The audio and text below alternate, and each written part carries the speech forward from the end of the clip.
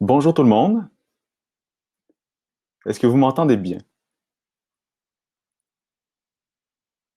Vous pouvez me le dire dans le chat si vous m'entendez bien à droite.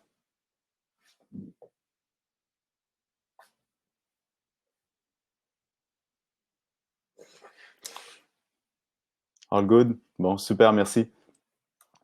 Donc, merci d'être là ce midi ou ce soir, parce que, comme vous aurez constaté d'après l'accent, je suis au Québec. Donc, ici, il est midi pile. Belle journée d'automne. Je sais qu'on a des Français avec nous, donc bonsoir. Il doit être 18 heures en France actuellement. C'est la première fois qu'on fait un webinaire avec Capian. Donc, on va tester un petit peu l'outil aussi. Donc, c'est possible qu'il y ait que ça fonctionne pas à certains moments. Puis on va tester aussi le format de la présentation.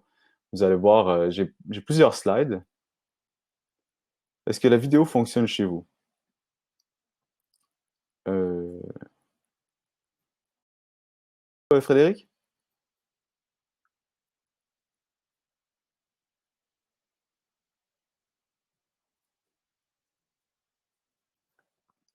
Donc c'est ça, je vais vous présenter un petit peu quelques slides aussi, puis je vais présenter Capian au fur et à mesure aussi.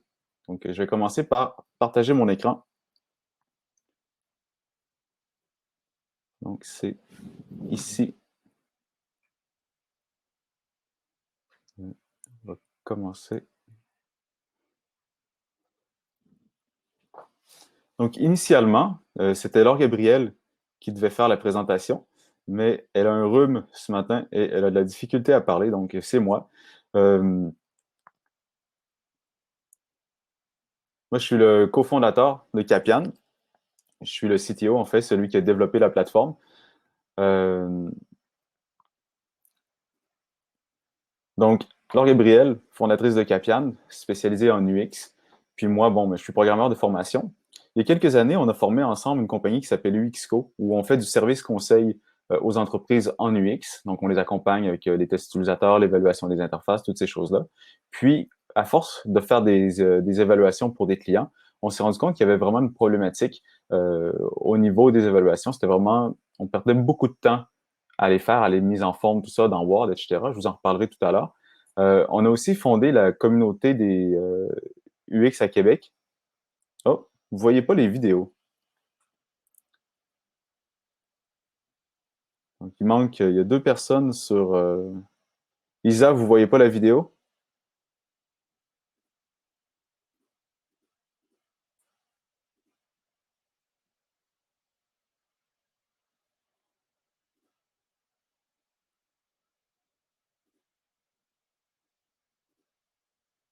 OK, bon.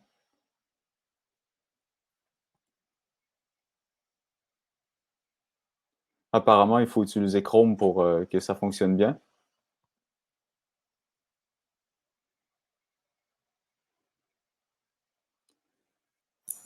Donc, c'est ça, on a parti de la communauté des soirées UX qu'on appelle à Québec. C'est la communauté UX. On fait des événements tous les 3 4 mois. On fait 3 à 4 événements par année. Puis aujourd'hui, on est une antenne, on va dire un satellite de Flupa au Québec, la première en dehors de l'Europe. Et puis, on organise aussi des événements comme la journée UX du 25 octobre à Québec. C'est une journée complète de conférences et d'ateliers, un petit peu comme le UX Day en France, mais ça, c'est organisé de façon privée là, par UXCO. Euh, donc, si on fait un petit retour sur le sommaire qu'on avait prévu pour aujourd'hui. Donc, un retour rapide sur les méthodes traditionnelles d'évaluation, leur efficacité. Parler rapidement des nouveautés dans le monde de l'évaluation d'interface. Ensuite, on va embarquer un peu plus dans le cœur de la présentation, où est-ce qu'on va parler de vraiment de l'évaluation des interfaces à l'aide des critères. Ensuite, euh, le côté collaboratif qui est super intéressant quand on fait des évaluations. Ensuite, comment prioriser en équipe les améliorations. Puis, à la fin, euh, un petit mot rapide sur comment avoir des rétroactions clients. Mais au début, je voulais commencer par faire peut-être un petit récapitulatif sur les critères, étant donné que sur l'importance d'évaluation des interfaces puis les critères, parce que c'est pas tout le monde qui est très à l'aise avec ça. Euh, donc, l'évaluation des interfaces, en fait, elle sert surtout à améliorer l'expérience des utilisateurs. C'est ce qu'on souhaite faire. Donc, évaluer fréquemment les interfaces permet d'évaluer l'expérience vécue par les utilisateurs. Donc, ça permet d'améliorer les services. Cette partie-là, elle doit être faite par un humain parce que c'est assez qualitatif. En fait, on peut pas mettre un robot qui passe sur le site, puis qui donne un score, puis qui donne rapidement les recommandations. Donc, il faut vraiment que ce soit un humain qui le fasse, puis c'est une tâche qui est quand même longue. Le but d'utiliser les critères ergonomiques, c'est de faire en sorte que ce soit le plus objectif possible. Donc, quand on utilise des critères, le but, c'est de dire, bon, voilà, en ergonomie cognitive, selon les critères scientifiques, il y a tel et tel et tel problème potentiel. Donc, c'est pas de critiquer l'interface d'un point de vue personnel, c'est pas un goût, c'est pas des formes des couleurs qui changent d'une personne à l'autre, c'est plutôt d'y aller sur des choses qui sont standards et qui changent pas, et aussi sur les bonnes pratiques qui ont tendance à évoluer à travers le temps. Puis ce qui est intéressant aussi avec l'évaluation des interfaces, c'est que de faire passer un expert, euh, c'est pas très cher, surtout si vous avez des experts, des designers à l'interne, des designers UX. C'est pas très cher, donc ça prend quelques heures, surtout avec un outil comme Capian. Puis le faire avant les tests utilisateurs, c'est vraiment important parce que on s'est rendu compte avec les tests utilisateurs qu'on faisait qu'il y avait souvent des problématiques qu'on avait vues avant. Puis on est allé en test quand même, c'est souvent le cas avec les clients, donc ils veulent aller en test quand même. Puis si on avait fait les recommandations, ce qu'on avait découvert, on aurait sauvé beaucoup de temps en test, on aurait sauvé des rondes de tests au complet des fois, puis on aurait fait sauver beaucoup d'argent à nos clients. Donc, on croit vraiment à l'importance de faire des évaluations avant de faire des tests utilisateurs. Après le webinaire, on va vous envoyer un mail avec un e-book qu'on a qui couvre un petit peu plus c'est quoi les évaluations experts, les évaluations heuristiques, audit ergonomique, c'est toutes des synonymes. Il parle un petit peu plus des pour et des contre, à quel moment les faire, tout ça. Euh, donc, retour sur les méthodes traditionnelles. Coin inférieur gauche, Help Audio, vidéo, l'option de recharge, ça fonctionne. OK, donc vous avez réussi à voir la vidéo?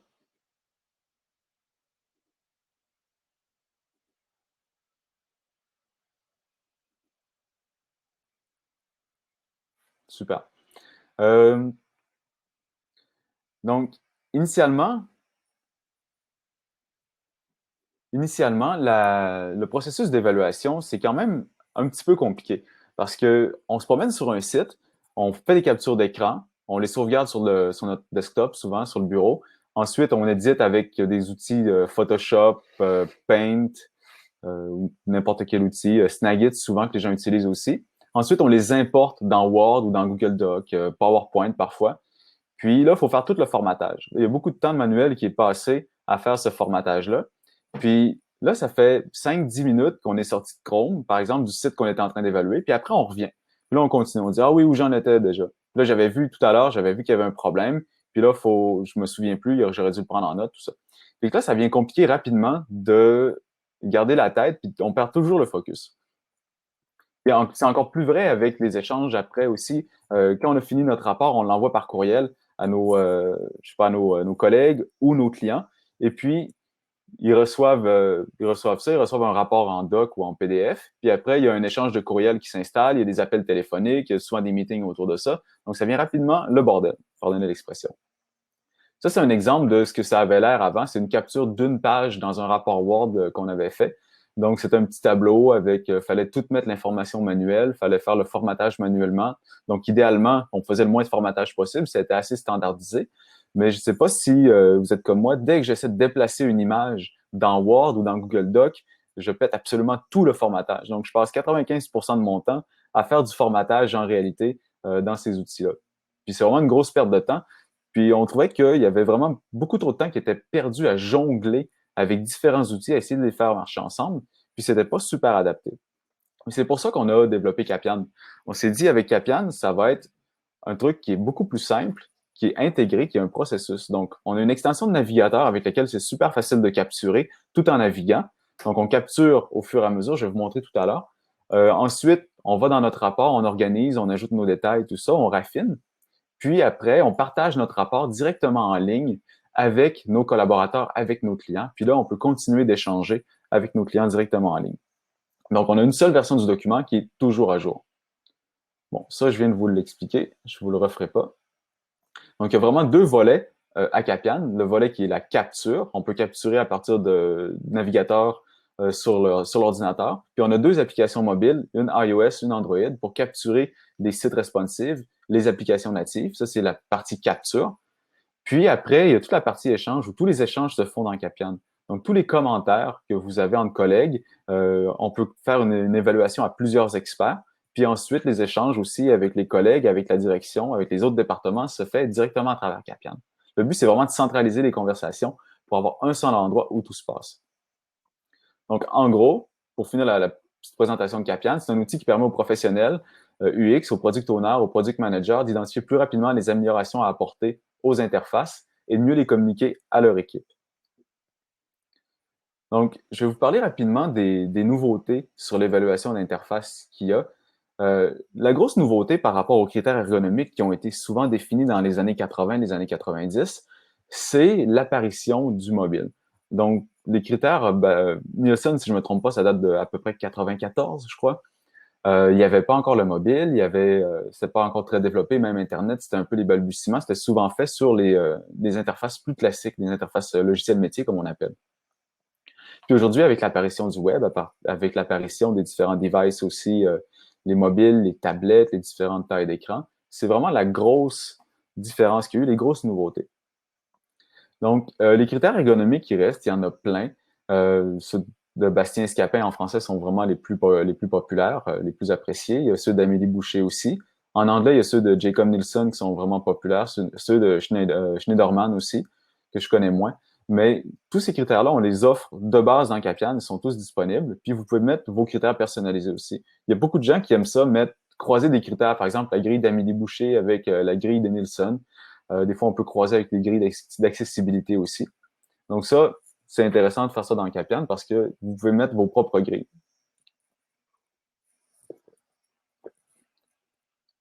Puis, il me manque un petit commentaire ici que je voulais faire. Je vais vous mettre dans le chat tout à l'heure. On a fait une interview avec Christian Bastien qui est disponible sur le blog de Capiane. Puis, il parle bien justement de la genèse des critères ergonomiques, de la grille justement de Bastien Escapin. Puis, il parle aussi de l'évolution qu'il y a avec les téléphones, les tablettes, tout ça. 93. Merci, Harold. Puis, c'est ça. Donc, je vais vous mettre le lien tout à l'heure. Je ne sais pas si je peux vous le copier tout de suite. Vous allez... Ouais, je vais vous le copier. Comme ça, vous pourrez aller le voir tout à l'heure. Vous pouvez écouter une vidéo en même temps que je vous parle. Donc, bon, ça, c'est comment ça se présente dans Capiane. Je vous montrerai tout à l'heure. Donc, là, cette partie-là, je vais vous montrer un petit peu Capiane, comment ça fonctionne. J'avais des captures d'écran, mais je préférais vous montrer live. Donc, ça, c'est l'interface principale de Capiane. On a les projets sur lesquels on a travaillé récemment. Donc, c'est différents projets, un petit peu comme dans InVision.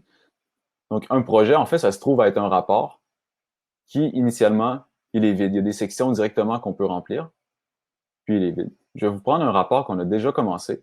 Théo Taxi, c'est une compagnie de taxi alternative au Québec. C'est un peu un mix entre les compagnies de taxi classiques à la G7, puis Uber.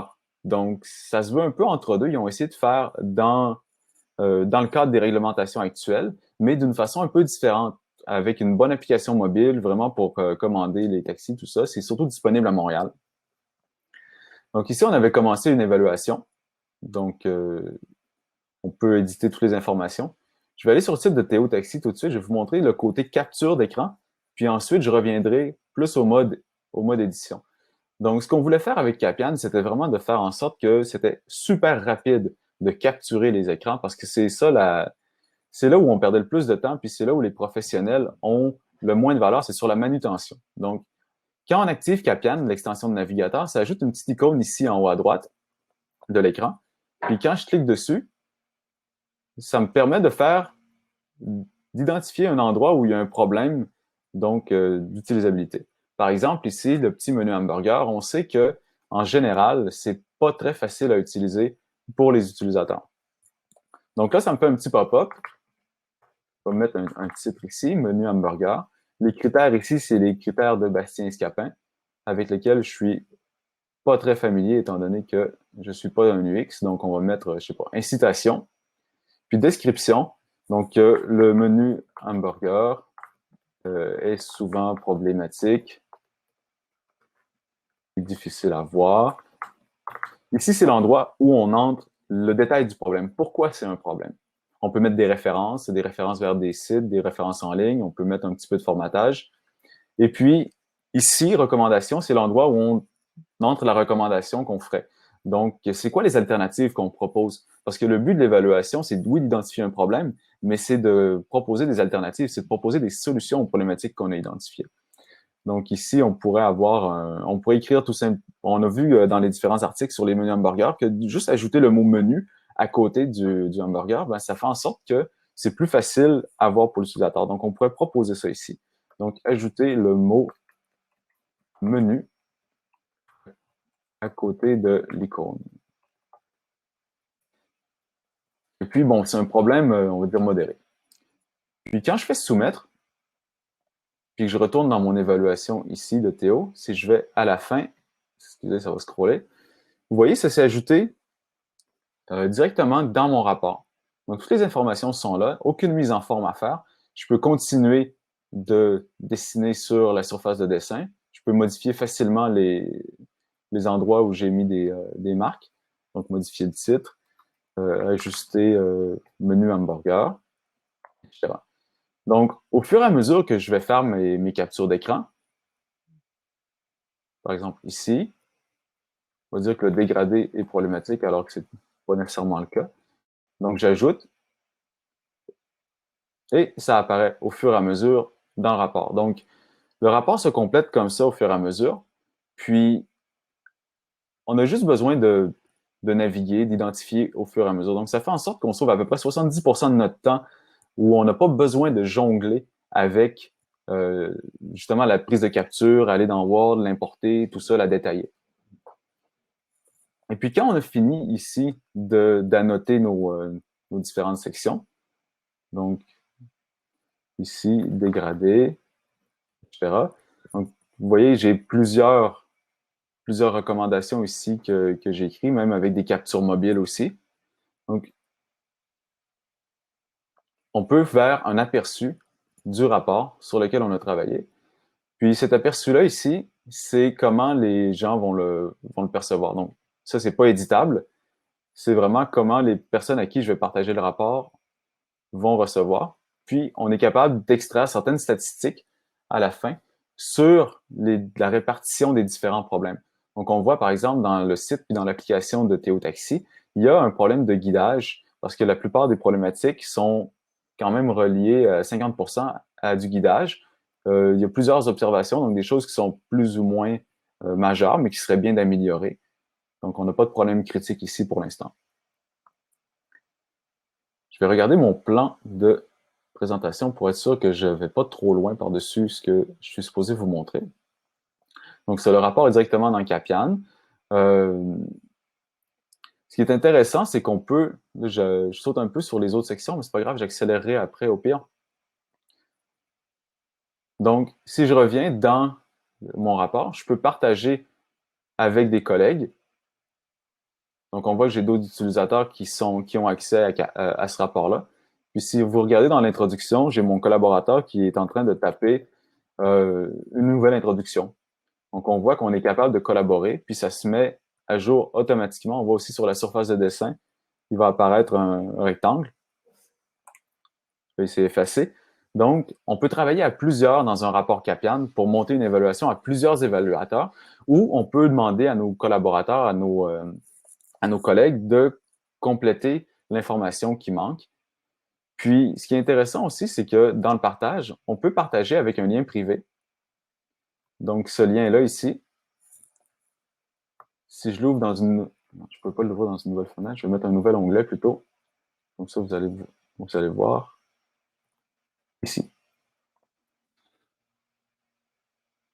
Donc là, je tombe en mode lecture. Donc, j'envoie ça un peu comme j'enverrai un Google Doc, le lien vers un Google Doc.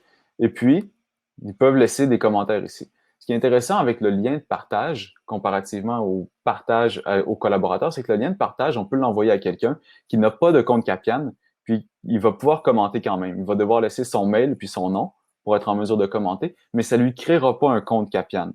Donc, ça, c'est vraiment un partage par lien public, si on veut. Donc, il n'y a pas de protection. On peut mettre une protection par mot de passe au rapport, mais c'est tout.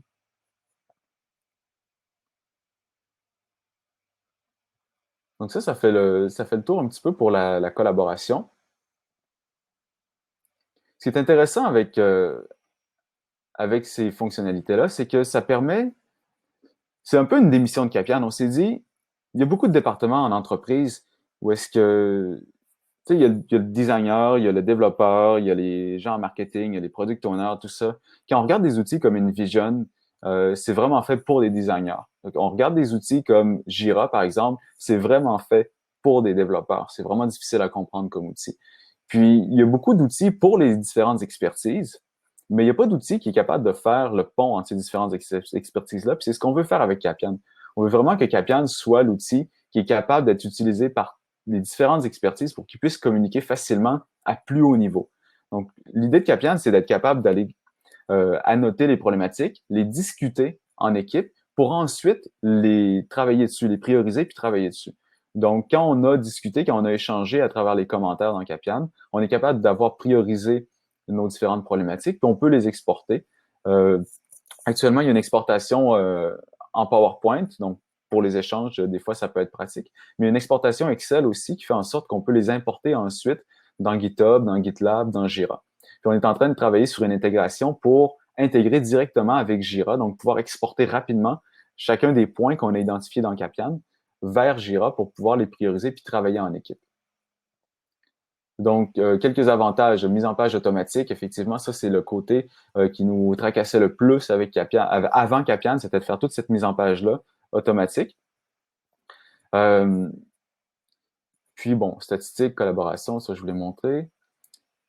Ah oui, ça, c'est... On utilise souvent Capian aussi, nous, à l'interne. C'est pas un usage qu'on montre vraiment beaucoup, mais on s'en sert pour faire du benchmark. Donc, on se promène sur des sites, on fait des captures, on fait des annotations, on est capable de les catégoriser, de les taguer, tout ça. On fait souvent ça pour s'inspirer pour des clients, pour leur présenter, par exemple, un ensemble de barres de recherche ou un ensemble de pages d'accueil ou un ensemble de formulaires de contact selon les différents besoins.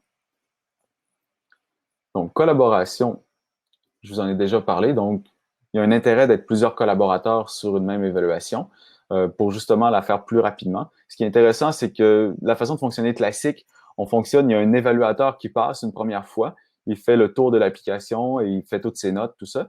Puis ensuite, il y a un collaborateur qui relie l'évaluation, puis il fait une passe lui aussi, puis il ajoute. Donc, souvent, le premier collaborateur, l'évaluateur principal, va aller chercher 80% des problématiques, puis les autres évaluateurs vont venir compléter avec le 20% restant. Puis aussi, on n'est pas nécessairement obligé d'avoir plusieurs évaluateurs. Il peut y avoir un évaluateur principal. Et puis ensuite, les personnes viennent dans le rapport, puis ils vont étoffer un petit peu le rapport ou commenter sur différents points pour justement ajouter des points, dire, écoute, le changement que tu proposes est très complexe, par exemple, on va voir ça dans la prochaine refonte. Donc, ça permet de pré-prioriser les choses pour justement moins polluer les gestionnaires de tâches, Jira, par exemple. Ça, je vous ai montré ces écrans-là déjà.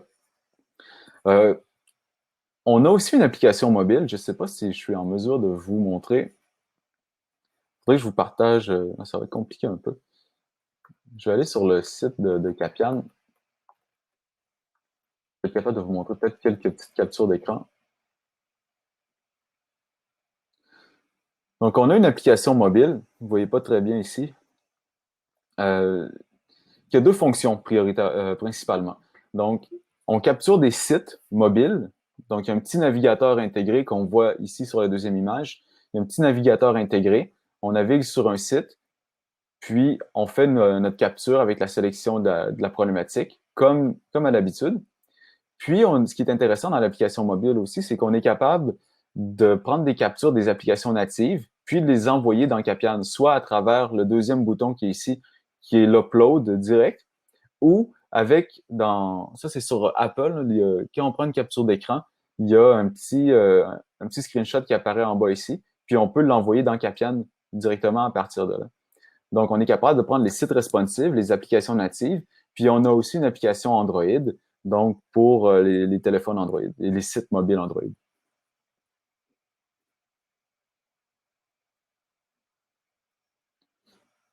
Donc ça, je suis passé là-dessus.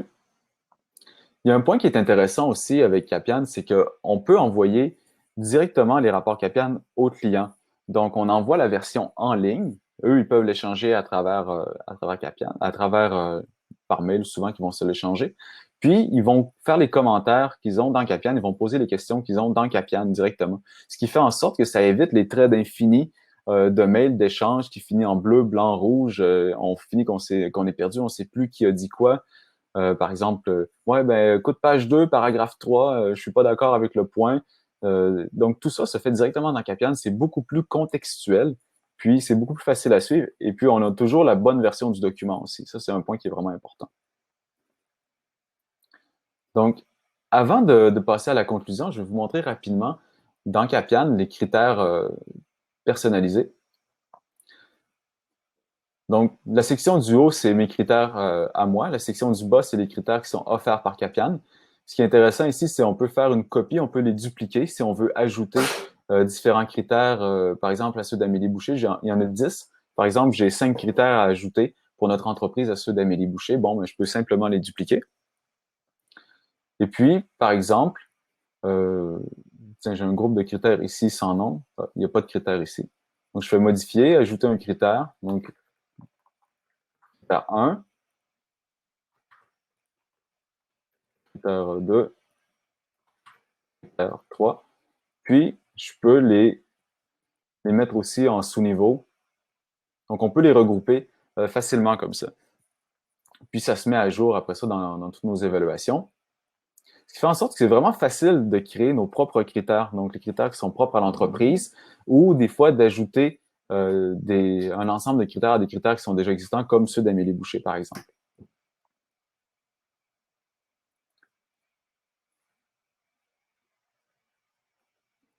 Donc, ça conclut le petit côté démo que je voulais vous montrer aujourd'hui. Ce qui est intéressant, comme je disais tout à l'heure, c'est que on fait en sorte que le logiciel soit utile pour différents professionnels. Il y a des gens au marketing qui s'en servent pour annoter comme le tunnel d'acquisition, pour s'assurer de faire des recommandations à leur équipe. Donc, ça fait très bien quand on a une équipe aussi de design ou de développement pour recevoir des fois des commentaires d'amélioration de la part de d'autres équipes à l'interne de l'entreprise. Donc, initialement, le logiciel a vraiment été fait pour les professionnels UX avec une emphase sur les critères ergonomiques, mais on n'est pas obligé d'utiliser les critères ergonomiques. On peut facilement créer une évaluation sans critères ou encore, comme je vous montrais, avec des critères personnalisés. Puis, ça fait vraiment bien aussi pour les product owners, les product managers, entre autres pour les sprint reviews. Donc, plutôt que de faire des captures d'écran, de mettre ça dans PowerPoint, puis de présenter ça à notre réunion de sprint review, on fait un petit rapport Capian, on annote nos problématiques, et puis on présente ça à notre réunion. Donc, il y a les deux gros volets, on disait tout à l'heure, c'est la capture, puis les échanges dans Capian. Donc, il y a un gros gain de temps au niveau de la capture des images dans le navigateur puis dans les applications mobiles. Puis, il y a aussi toute une communication simplifiée qui fait en sorte que ça diminue les courriels, ça diminue les meetings. Tout ça dans le but de briser les silos d'expertise pour qu'il y ait des meilleurs échanges. Parce qu'on le sait aujourd'hui, dans le digital, une des choses qui est vraiment super importante si on veut faire des produits et services de qualité puis offrir une expérience utilisateur incroyable, c'est qu'il faut qu'il y ait une belle dynamique entre les différents professionnels, entre les différents départements pour qu'il y ait une belle collaboration naturelle parce que l'expérience client, elle est globale aujourd'hui. Puis c'est un peu ce que Gartner dit aussi, que les projets en expérience client, ils dépassent les silos organisationnels traditionnels, puis il faut vraiment changer la façon de penser des organisations, la façon de travailler des organisations, puis Capian est vraiment un outil qui se veut au cœur de cette transformation-là. Donc, on va vous envoyer à la fin de cet après-midi un lien pour un démo de 30 jours. Habituellement, c'est 7. Donc, pour vous remercier d'avoir participé au webinaire aujourd'hui, on va vous envoyer ça avec le petit guide aussi que je vous parlais tout à l'heure là, sur les évaluations d'interface. Puis, si vous aviez déjà essayé Capian, vous aurez tout simplement à répondre au mail qui vous sera envoyé. On pourra étendre votre essai gratuit là, à votre compte actuel. Si vous avez des questions avec à lesquelles je pourrais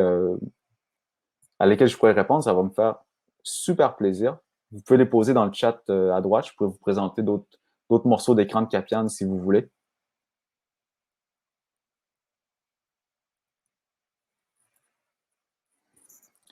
Donc, il y a Harold qui disait que ce serait pratique pour Jira. C'est Jira que vous utilisez pour pour le suivi des tâches et des bugs?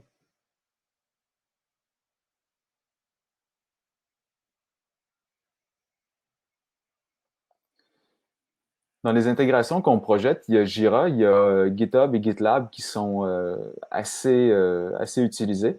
Puis, on est ouvert aussi aux autres, euh, aux autres suggestions qu'il y aura, les autres outils de gestion de tâches, parce que bon, tout le monde utilise différents outils, donc on veut s'intégrer avec plusieurs outils au fur et à mesure du temps.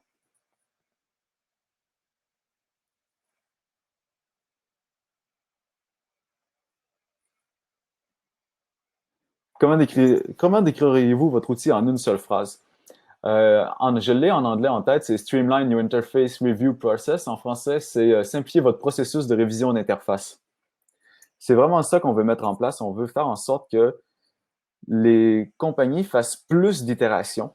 On le voit beaucoup dans les sites web, entre autres, de compagnies, les PME beaucoup. Ils font faire des sites, ils font faire des systèmes, puis 1, 2, 3 ans après, il faut tout jeter, il faut tout mettre à la poubelle, il faut tout recommencer. Des fois, c'est parce que ça a été mal pensé, des fois, ça a été parce que c'est mal conçu, des fois, c'est parce que la firme avec laquelle ils travaillent a un intérêt financier, si on veut, à faire en sorte de recommencer le site web au grand complet. Puis nous, on croit vraiment à l'itération, à l'amélioration continue des interfaces. Donc, oui, des fois, c'est nécessaire de faire une refonte, mais moi, je trouve aujourd'hui, on trouve chez Capian qu'il y a beaucoup trop de recommencement en technologie. Donc, d'être capable d'améliorer les interfaces vraiment à long terme, de faire en sorte que ce soit des produits qui soient vivants pour évoluer, ajouter, raffiner, on pense que c'est vraiment important. Est-ce que vous avez d'autres questions générales ou sur Capian ou précises? C'est vrai que la centralisation des données sur le cloud, c'était quelque chose qu'on souhaitait. On voulait vraiment que notre rapport soit toujours à jour, qu'il soit toujours disponible pour nos clients, puis qu'on ait toujours les commentaires à jour aussi, que tout soit à la même place. C'est quelque chose qui arrivait avec les évaluations qu'on envoyait par mail avant. Souvent, il y avait des échanges interminables, comme je disais tout à l'heure, différentes couleurs. Il y avait des screenshots d'attachés à ça, il y avait des documents Word. Donc, ça vient rapidement le foutoir, puis on voulait vraiment centraliser ça, puis centraliser le feedback. C'est vraiment un, c'est vraiment un point important. Puis on pense qu'en entreprise, c'est quelque chose qu'on a vu aussi. On a vu des entreprises qui se servaient de Capian pour faire des rapports, puis les envoyer à leur direction pour montrer, voilà l'état des lieux. C'est un rapport qui est assez simple, qui est assez succinct.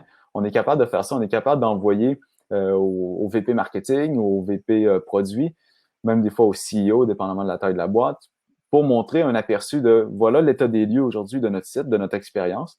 Euh, Puis, ils sont capables de comprendre s'il ne faut pas faire un rapport qui est très détaillé, qui est très pointu dans les termes design et technique, mais ça permet de mieux informer, de mieux communiquer avec la direction pour aller chercher des fois des budgets. Carrément, on a vu ça, des compagnies qui étaient capables d'aller convaincre leur direction, puis d'aller chercher des budgets pour certaines refontes, certaines améliorations. Donc, le but, c'est vraiment de mieux communiquer dans le but d'améliorer les interfaces, dans le but d'avoir une meilleure expérience client.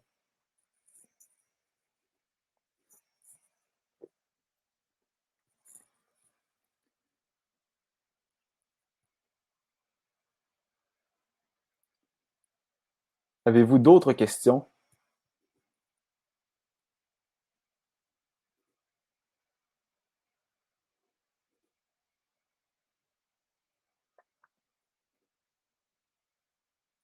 Merci, Isa. C'est gentil.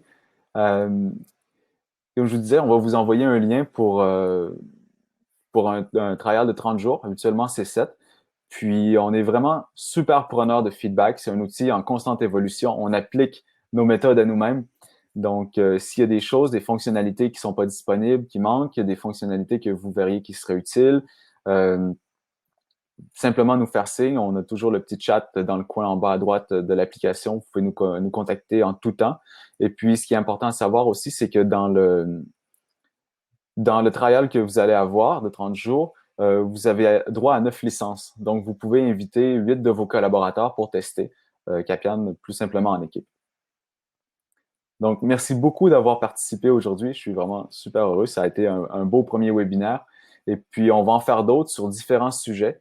On va les annoncer dans nos divers points de contact, les réseaux sociaux, nos mailing lists, ce genre de choses-là. Donc, si vous voulez, vous pouvez vous abonner ou nous suivre sur les réseaux sociaux. On a différentes idées en tête, donc pas que des démos de Capian, mais des trucs des fois un peu plus appliqués. Un gros merci d'avoir été là aujourd'hui. La présentation va être disponible après. Il va y avoir l'enregistrement qui va vous être disponible. Et puis, c'est ça. N'hésitez pas à nous contacter si vous avez des questions. Je vous laisse mon mail ici. Et puis, c'est Laure Gabriel qui va entrer en contact avec vous pour vous envoyer les différents liens là, dont je vous ai parlé tout à l'heure. Un gros merci à tout le monde. Je vous souhaite une excellente fin de journée.